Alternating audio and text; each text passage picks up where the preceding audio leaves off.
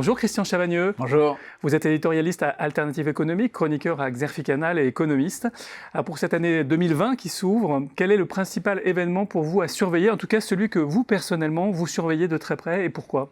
Moi je vais regarder la fin des négociations sur la possibilité de taxer les multinationales. Il y a une négociation en cours à l'OCDE qui est censée se terminer fin janvier. Et donc là on saura vraiment si l'ensemble des pays de l'OCDE et le cadre inclusif de l'OCDE, c'est-à-dire plus de 130 pays, il y a les pays développés et les pays en voie de développement, les pays émergents qui sont tous ensemble, est-ce qu'ils vont réussir à se mettre d'accord sur deux piliers qui sont proposés, qui sont sur la table aujourd'hui pour mieux taxer les multinationales.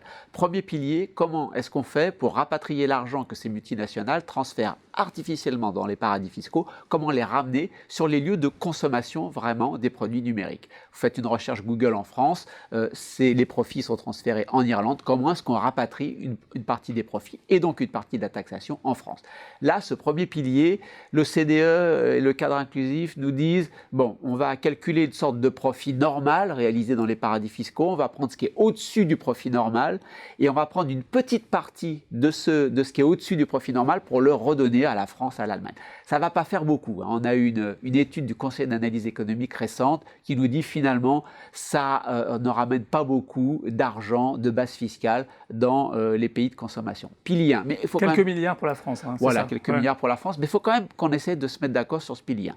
Pilier 2, aux effets a priori beaucoup plus importants, on met un taux minimal d'imposition, un seuil minimal d'imposition, ce qui fait que si vous utilisez l'Irlande, les Pays-Bas, les Bahamas, les Caïmans pour être taxé à 0 ou 1 ou 2%, vous devrez donner au fisc de votre pays d'origine, vous multinationale, la différence entre ces 1 ou 2% et ce seuil minimal.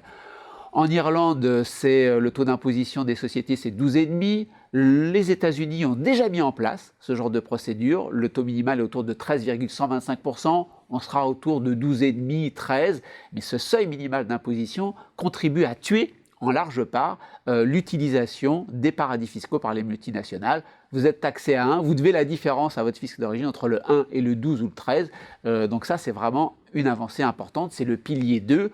Les négociations sont en cours, a priori elles avancent mais elles sont loin d'être terminées. Fin janvier, un premier accord ou pas, juste avant l'été, un accord plus définitif et la France et les États-Unis ont dit au G7 de Biarritz, s'il y a un accord, on le mettra tout de suite en œuvre. On n'attendra pas la ratification dans l'ensemble du monde. Et ça, si ça se passe, c'est la transformation de la taxation des multinationales comme jamais on en a connu depuis un siècle.